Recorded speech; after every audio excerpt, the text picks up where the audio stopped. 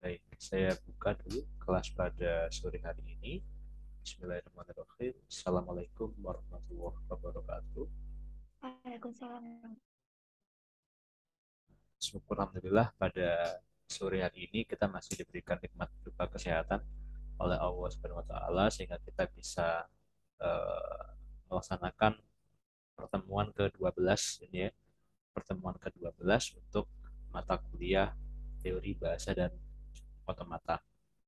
Nah, sebelumnya saya ingin minta maaf karena minggu yang lalu saya berhalangan untuk hadir. Seperti Anda tahu, minggu yang lalu ada kegiatan Pekan Ilmiah Mahasiswa Nasional atau PIMNAS ke-35 di kampus kita dan saya menjadi salah satu panitia di sana sehingga harus mempersiapkan segala sesuatunya. Maka kemarin eh, 1 minggu full semua perkuliahan saya terpaksa saya liburkan dan ternyata tidak cuma saya, banyak Bapak Ibu dosen terutama yang menjadi panitia juga melakukan hal yang sama karena memang eh, banyak kegiatan yang perlu untuk dilakukan. Oke. Tapi minggu yang lalu saya sudah mengupload video yang saya rekam sebelumnya.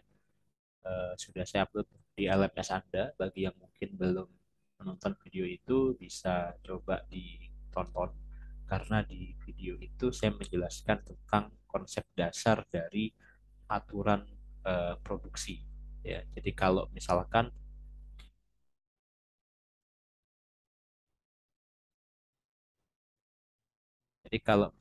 di sebelumnya mana tadi? Jadi kalau di sebelumnya kita udah bahas tentang eh, mesin otomata gitu ya. Kemudian kita juga udah belajar tentang finite state automata, FSA, kemudian ada finite state transducer atau FST. Mulai dari minggu yang lalu kita sudah masuk ke bab berikutnya yaitu bab tentang eh, aturan produksi. Sebenarnya aturan produksi ini sudah pernah kita bahas tepatnya di minggu kedua.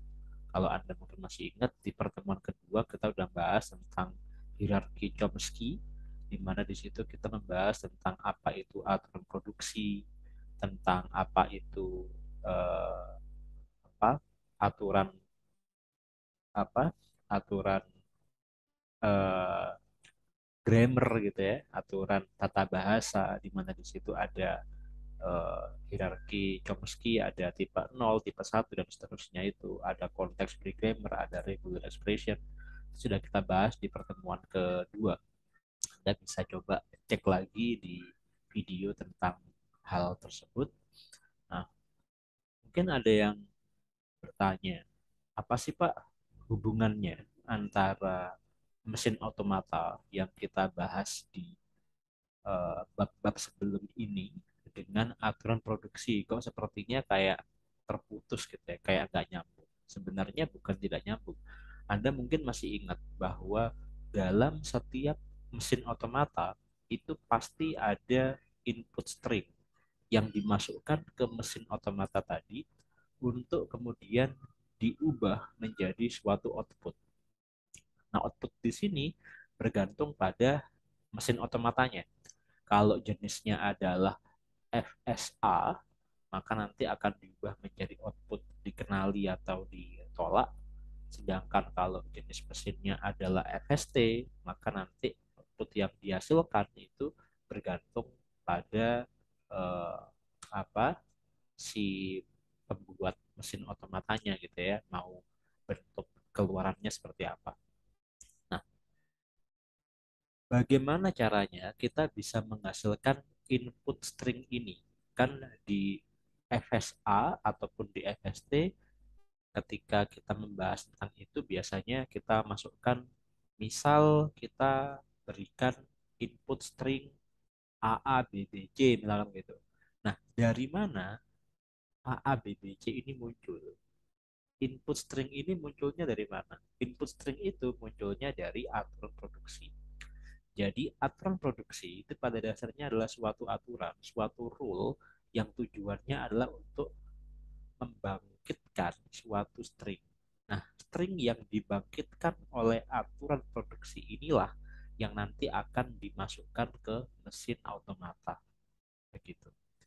Nah, karena string yang akan dibangkitkan oleh aturan produksi tadi diharapkan stringnya berkualitas, maka kita juga harus menjamin bahwa aturan produksi yang kita buat untuk menghasilkan string tadi juga berkualitas. Nah, bagaimana konsep dari aturan produksi menjadi string itu udah kita bahas di pertemuan sebelumnya, di mana kita udah bahas tentang teori parsing gitu ya, ada pohon penurunan, ada konsep yang dinamakan leftmost derivation dan rightmost derivation, itu udah kita bahas di minggu yang lalu.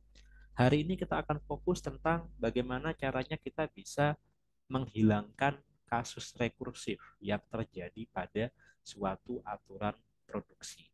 Mengapa kok perlu untuk dihilangkan dan mengapa kok rekursif ini eh, disebut atau bisa membuat suatu aturan produksi menjadi tidak berkualitas sehingga perlu untuk dihilangkan, itu yang akan kita bahas pada pertemuan kita pada sore hari ini.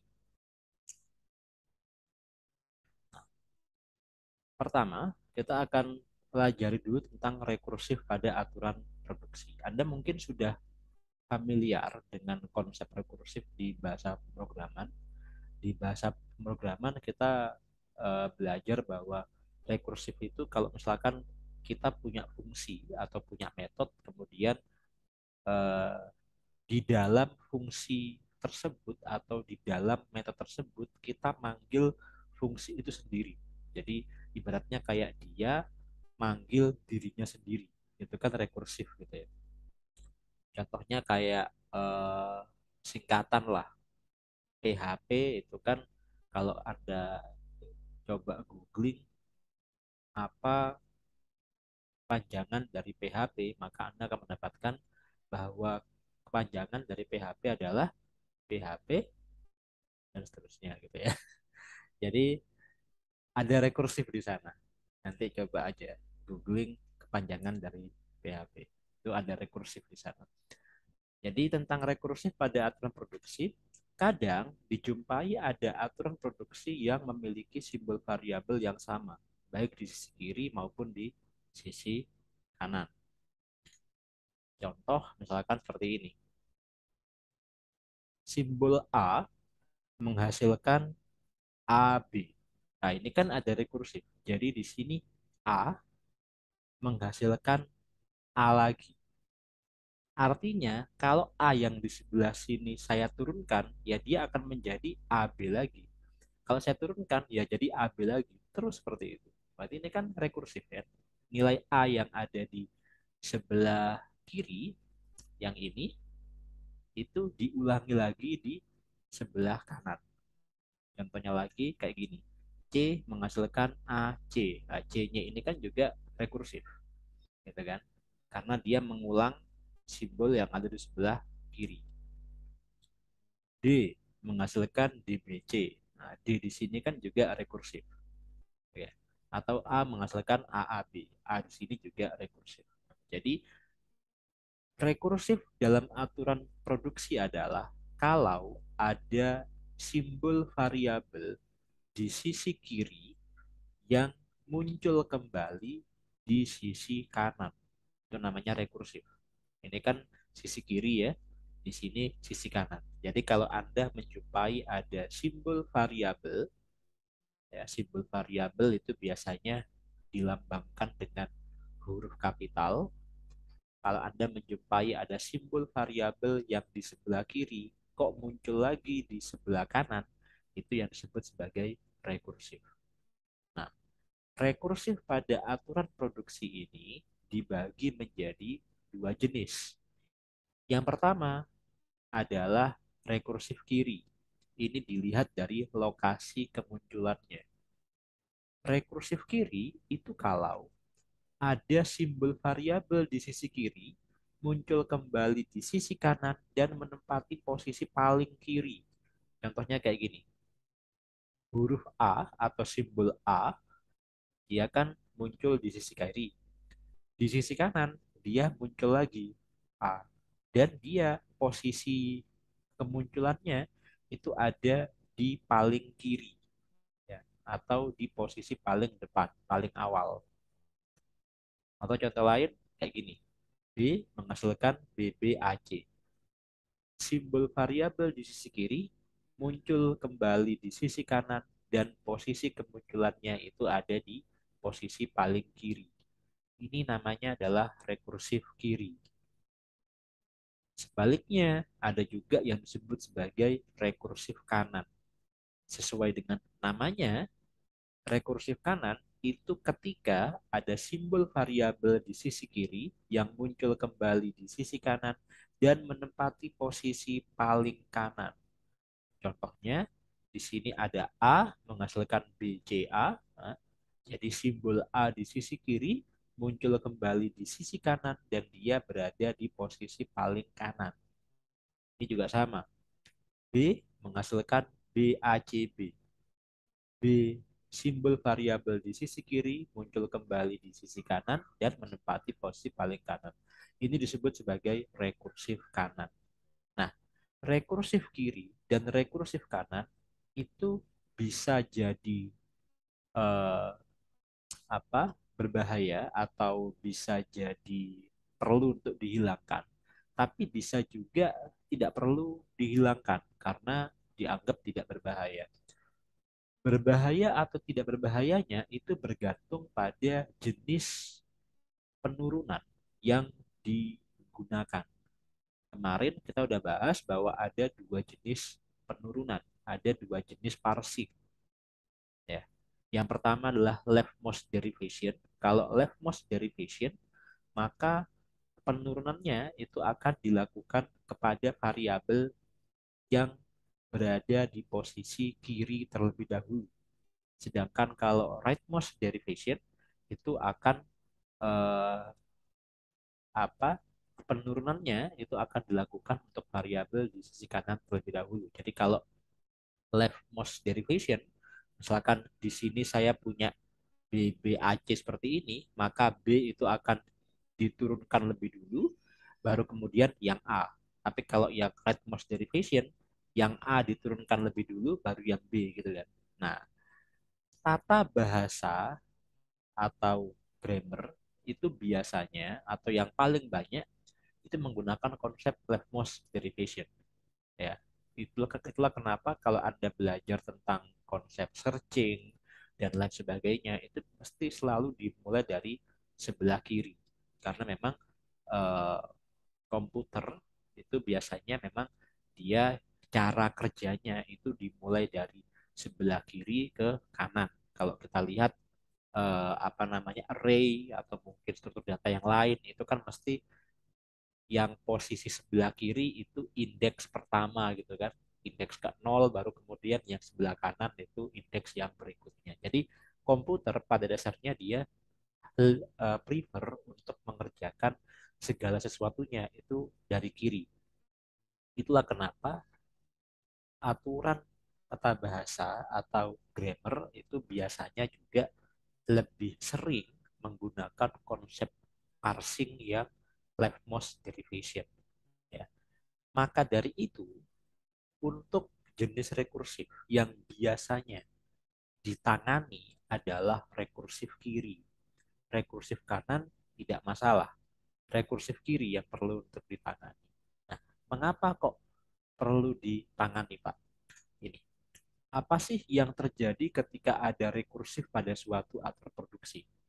Rekursif kiri itu akan mengakibatkan pohon penurunan atau derivation tree itu tumbuh ke sisi sebelah kiri. Demikian pula sebaliknya, rekursif kanan itu akan mengakibatkan pohon penurunan tumbuh ke sisi sebelah kanan. Tapi itu kembali lagi bergantung pada tadi ya konsepnya, apakah leftmost derivation atau rightmost derivation. Nah, masalahnya adalah pohon ini dikhawatirkan bisa tumbuh dengan kedalaman tak hingga. Contoh, misalkan saya punya aturan produksi seperti ini. S menghasilkan A, B, C. Kemudian A menghasilkan A, B. Nah, ini kan ada rekursif ya. Rekursif kiri lebih tepatnya.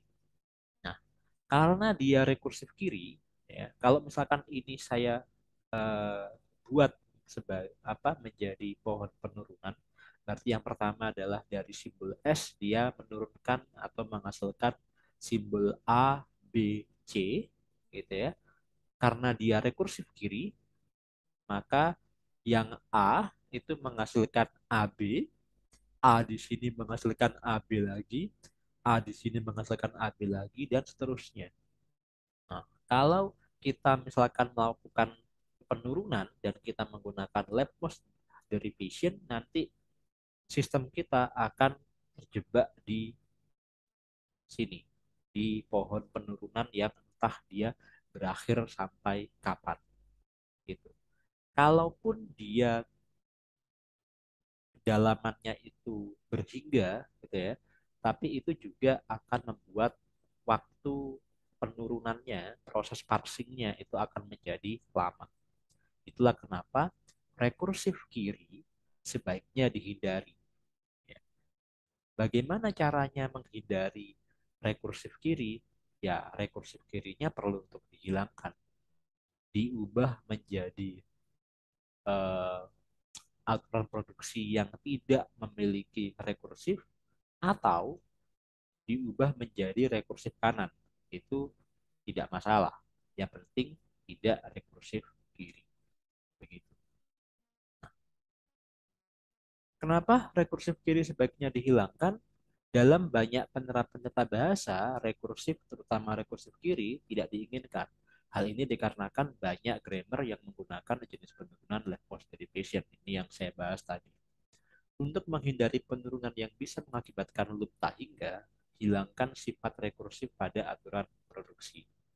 Penghilangan rekursif memungkinkan suatu konteks free grammar diubah ke dalam bentuk normal grammar. Oke, nah ini adalah merupakan tahapan penghilangan rekursif kiri pada suatu aturan produksi. Jadi kalau misalkan kita punya aturan produksi CFG atau konteks free grammar yang mengandung aturan produksi yang memiliki rekursif kiri, pertama kita pisahkan dulu antara aturan produksi yang tidak memiliki rekursif kiri dan aturan produksi yang memiliki rekursif kiri. Aturan produksi yang tidak memiliki rekursif kiri langsung bisa dimasukkan ke hasil hasil keluaran. Tapi untuk aturan produksi yang memiliki rekursif kiri ini perlu untuk dilakukan penggantian, ya. Munculkan aturan produksi baru dan simbol variabel baru. Nantinya antara aturan produksi yang tidak memiliki rekursif kiri dan aturan produksi yang sudah diubah, ya, itu nanti akan di-combine sehingga menjadi aturan CFG yang tidak memiliki rekursif kiri atau yang disebut sebagai normal Greibach tadi, ya. Nah, bagaimana caranya Pak untuk menghilangkan rekursif kiri ini? Gini, ini saya salah ini. Oke, jadi ini ya, ini adalah merupakan eh, formulanya. Jadi formula untuk menghilangkan rekursif kiri pada aturan produksi itu sebenarnya simple. Formulanya hanya seperti ini. Jadi kalau misalkan saya punya suatu aturan produksi yang punya rekursif kiri, contohnya kayak gini, S menghasilkan S alfa atau beta. Di sini kan ada rekursif kiri ya. Di sini ada simbol S, lalu diulangi lagi ada simbol S di posisi paling kiri, berarti kan ini rekursif kiri. Nah, ini bentuk ini diubah menjadi dua aturan produksi. Jadi dari satu aturan produksi yang rekursif kiri diubah menjadi dua aturan produksi yang keduanya tidak memiliki rekursif kiri. Contoh, dari sini diubah menjadi S menghasilkan beta S absen Jadi S aksen ini merupakan simbol baru, ya. S aksen itu simbol baru. Kemudian S aksen menghasilkan alfa S aksen atau epsilon. Dari yang tadinya aturan produksi yang punya rekursif kiri, kita ubah menjadi dua aturan produksi yang tidak memiliki rekursif kiri. Bisa Anda lihat di sini, simbolnya beda semua ya. Ini S, ini beta, ini S absen. S absen ini satu simbol ya. Simbolnya adalah S absen. Jadi satu kesatuan, tidak bukan simbol yang terpisah tapi satu kesatuan. Jadi di sini tidak ada rekursif, bahkan di sini juga sama. S absen menghasilkan alfa S absen atau epsilon. Di sini juga tidak menghasilkan rekursif kiri. Di sini ada rekursif, tapi rekursifnya rekursif kanan. Tidak masalah. Ya. Nah, seperti ini aja formulanya. Simple. Oke. Sekarang kita coba contoh. Misalkan saya punya tiga aturan produksi. Ya. S menghasilkan ABC, lalu A menghasilkan AA atau AD atau B, lalu B menghasilkan BBC atau C. Di sini kalau Anda lihat, dari aturan produksi ini, ada satu aturan yang tidak memiliki rekursif kiri, yaitu aturan yang pertama, dan ada aturan yang memiliki rekursif kiri, yaitu aturan kedua dan aturan ketiga. Ya, dia punya rekursif kiri. Di sini ada A, di sini AA, di sini AD. Berarti kan ada rekursif kiri. Di sini juga sama, ada rekursif kirinya juga. Nah, pertama kita akan pisahkan dulu dari aturan produksi yang tidak mengalami rekursif kiri dengan aturan produksi yang mengalami rekursif kiri. Aturan produksi yang mengalami rekursif kiri itu kita akan olah terlebih dahulu. Ya. Ini yang pertama, ini yang kedua. Ya. Ini ada rekursif kirinya, ini ada rekursif kirinya. Kita coba olah yang ini dulu. Ini bisa saya pecah menjadi dua aturan. Yang pertama adalah A menghasilkan AA atau B. Yang kedua, A menghasilkan AD atau B. Ya kan? Karena keduanya ini mengandung rekursif kiri, maka kita akan coba untuk mengubah ke dua-duanya. Yang pertama, yang ini dulu saya ubah, A menghasilkan AA atau B. Pertama kita cari dulu alfanya apa, betanya apa. Oke? Kalau dilihat dari formula ini, S menghasilkan S alfa atau beta, berarti di sini yang berperan sebagai S itu kan A, yang A besar ini. Yang berperan sebagai alfa itu kan A, ya. Yang berperan sebagai beta itu B. Ya, berarti alfanya adalah A, betanya itu B. Oke, karena kita sudah punya alfa dan sudah punya beta, maka tinggal kita masukkan ke formula ini.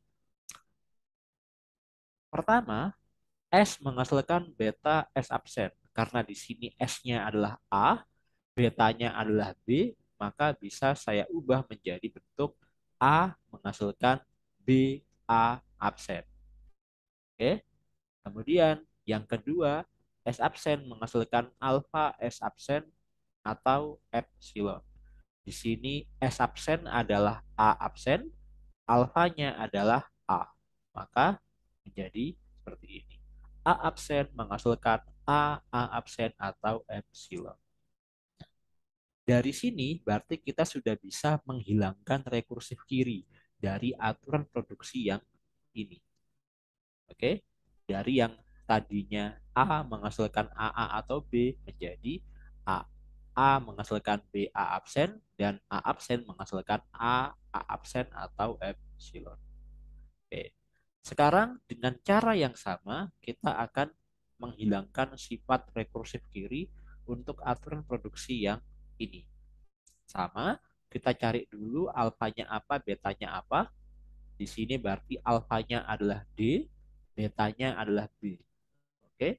Kemudian kita ubah kembali berarti menjadi A menghasilkan B A absen karena betanya B, lalu A absen menghasilkan D A absen atau epsilon karena di sini alfanya D. Oke. Berikutnya, karena ini pada dasarnya berasal dari satu aturan produksi yang sama, maka keduanya bisa kita combine. Nah, bisa di-combine. Di sini untuk yang pertama, A menghasilkan BA absen, di sini juga sama. A menghasilkan BA absen. Maka keduanya ini bisa saya combine menjadi satu aturan produksi. A menghasilkan BA absen. Nah, untuk yang berikutnya, di sini kan ada dua. Tapi kedua-duanya itu pada dasarnya dia eh, variabel sebelah kirinya sama, sama-sama A absen. Jadi bisa saya tulis dari dua aturan produksi ini menjadi bentuk seperti ini. A absen menghasilkan A absen atau DA absen atau epsilon. Begitu. Ya. Jadi ini merupakan hasil kombinasi dari keempat aturan produksi yang sudah dibuat. Nah, ini berarti kedua aturan produksi ini merupakan eh, hasil dari penghilangan rekursif kiri pada aturan produksi ini. Dan dari ini diubah menjadi bentuk ini. Oke, sekarang kita masih punya satu aturan produksi lain yang dia masih mengalami rekursif kiri. Maka sama seperti yang sebelumnya, kita coba cari dulu alfa dan betanya. Alfanya adalah BC. Jadi alfa di sini itu tidak harus satu simbol ya, bisa lebih dari satu simbol. Contohnya kayak di sini, berarti alfanya adalah BC, kemudian betanya adalah C. Begitu. Oke? Nah, kemudian di sini dari ini kita bisa membuat B menghasilkan C B absen. Jadi di sini yang berperan sebagai S itu kan B. Ya, maka B di sini B S absen, betanya itu adalah C, maka C B absen. Gitu. Oke, berikutnya yang di sini S absen menghasilkan alfa S absen atau epsilon, berarti B absen menghasilkan BC karena alfanya kan BC ya. BC, B absen atau epsilon. Seperti ini ya. Jadi dari satu aturan produksi diubah menjadi dua aturan produksi seperti ini ya, yang tidak memiliki rekursif kiri. Oke.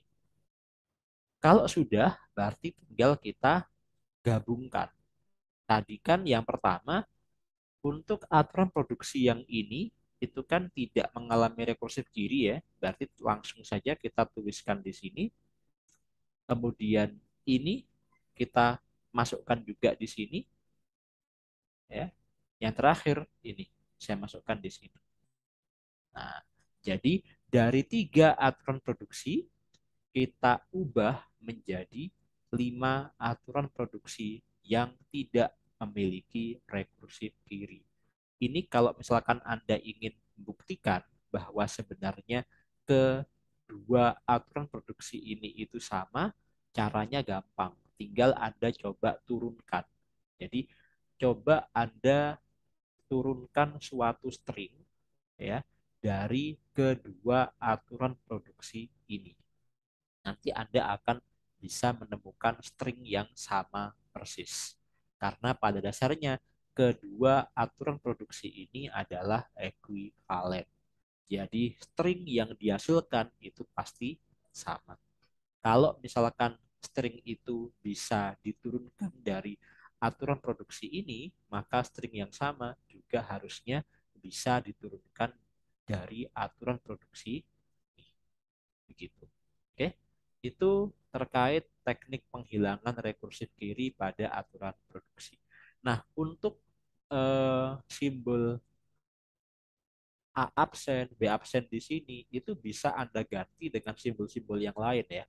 Kalau misalkan nanti Anda baca di artikel atau Anda tonton di video YouTube tentang penghilangan teknik rekursif kiri, Anda mungkin akan menjumpai bentuk formula yang berbeda. Di situ dia tidak menggunakan S absen, tapi dia menggunakan simbol Z misalkan. Ya, nggak masalah, sama aja. Jadi misalkan di sini S menghasilkan beta Z, lalu Z menghasilkan alpha Z. Itu sama aja. Ada juga yang tidak menuliskan atau epsilon di sini. Itu juga nggak masalah, karena epsilon pada dasarnya kan string kosong. Gitu. Ya. Mungkin ada yang nanya, Pak, gimana kalau misalkan saya punya suatu aturan produksi, contohnya kayak yang di atas apa yang sebelumnya tadi ya, yang misalkan saya punya aturan produksi, bentar, saya ganti ke N. Misalkan saya punya aturan produksi kayak gini, Pak. A ya menghasilkan A, B. Misalkan gini. Nah, tidak ada embel-embelnya yang lain. Terus ini kalau misalkan saya cari alfanya berapa, betanya gimana, Pak? Kalau alfanya kan jelas, alfanya adalah B, gitu kan? Alfanya itu B. Betanya apa, Pak? Kan seharusnya beta itu kita dapatkan dari simbol yang ada setelahnya atau ini kan. Nah, kalau kayak gini, betanya apa, Pak? Nah, betanya berarti epsilon. Karena di sini pada dasarnya kayak gini kan. Nah, berarti betanya bisa epsilon. Seperti itu. Ya.